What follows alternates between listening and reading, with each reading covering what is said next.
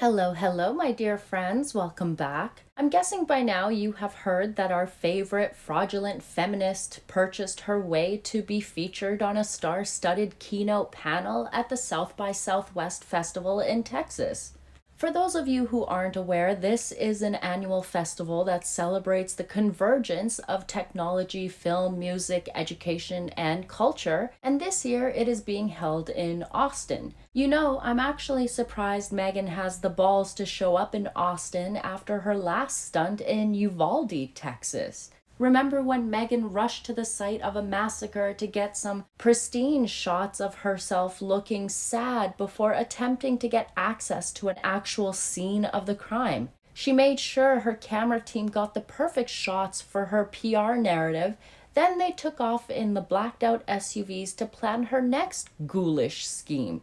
Anyways, back on topic, the charlatan Duchess will be headlining the opening keynote speech with Brooke Shields and Katie Couric, which happens to fall on International Women's Day. Their session is titled Breaking Barriers, Shaping Narratives, How Women Lead On and Off the Screen. The title of the session alone tells me Meghan Markle has no business being there because she has never been a lead on or off the screen, ever. Can we just be honest here? Meghan Markle was a nobody and still is a nobody, even though she married a pathetic, emotionally stunted idiot who just happened to be a prince, and she has been manipulating that idiot since the day she set her sights on him. And while Meghan wants to call herself a feminist, she is a nobody without her husband's title. A few of the online super sleuths found out this panel that Harry's wife will be headlining on was paid for by Archewell, and Meghan used Archewell funds to get a spot or she wasn't going to be part of the festival. How sad is that?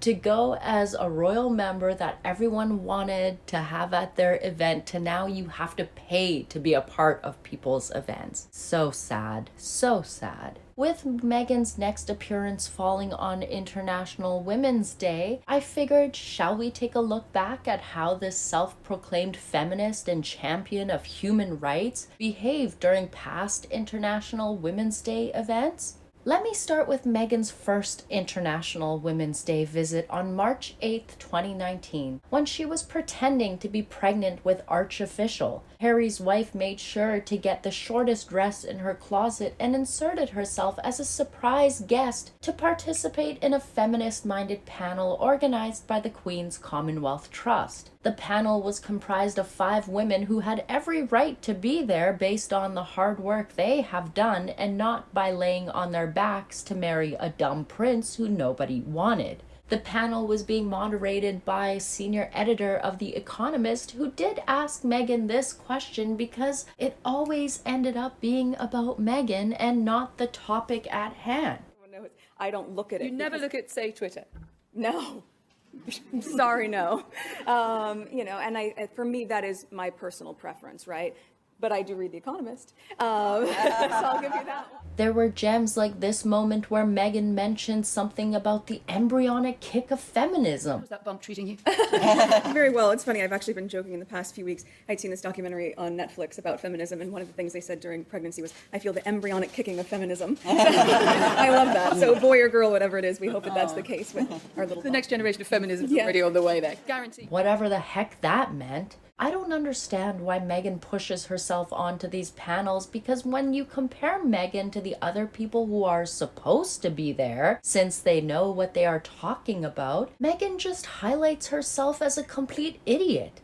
She looks like a dingbat being on these panels because she just recycles the same talking points that she's been using for the past 15 years and more useless word salads. My favorite part of the event in 2019 was when Meghan was departing. To all the women who have been pregnant, tell me please, have you ever felt your belly wobble like jello? Wiggle wobble, wiggle wobble, wiggle wobble. Let me know if your belly jiggled around like hers did in this video. Let me know, guys. Now let me move on to International Women's Day 2020. This visit really showed not only how insecure Meghan Markle is, but how much of a misogynistic feminist she truly is by how she treated the female students versus the male students. Harry's vapid wife made a visit to Robert Clack Upper School in Dagenham, where she spoke to 700 students about what International Women's Day means to both men and women, and how we should all encourage, empower, respect, protect, and appreciate one another.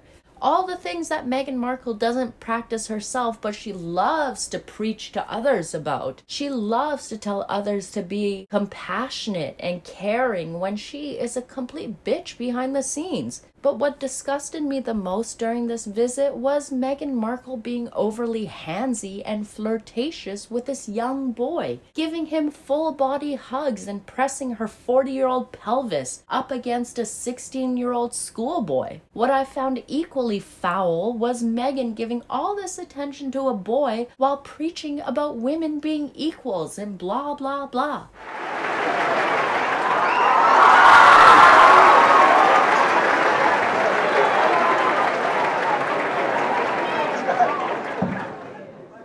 She really is beautiful, isn't it?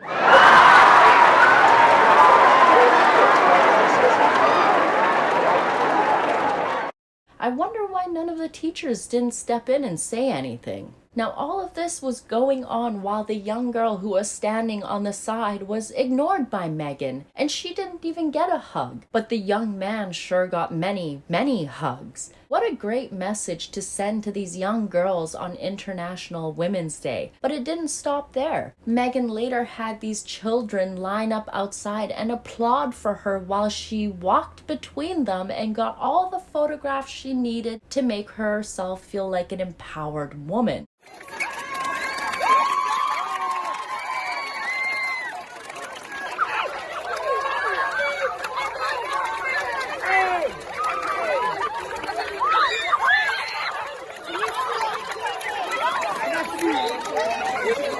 The narcissism of this woman is off the charts, I swear. But a person who is secure with themselves wouldn't need to be doing this either. I must admit I do enjoy Meghan attending these panels with women who are educated on the topic, like Brooke Shields, for instance, who was a leading lady on and off the screen. Katie Couric is an award-winning journalist, and then you have Meghan Markle, who is only there because she had to pay to attend and is being recognized as the Duchess of Sussex. At the end of the day, Meghan is nothing but a two-bit hustler who has failed at everything and is only where she is because she married Harry.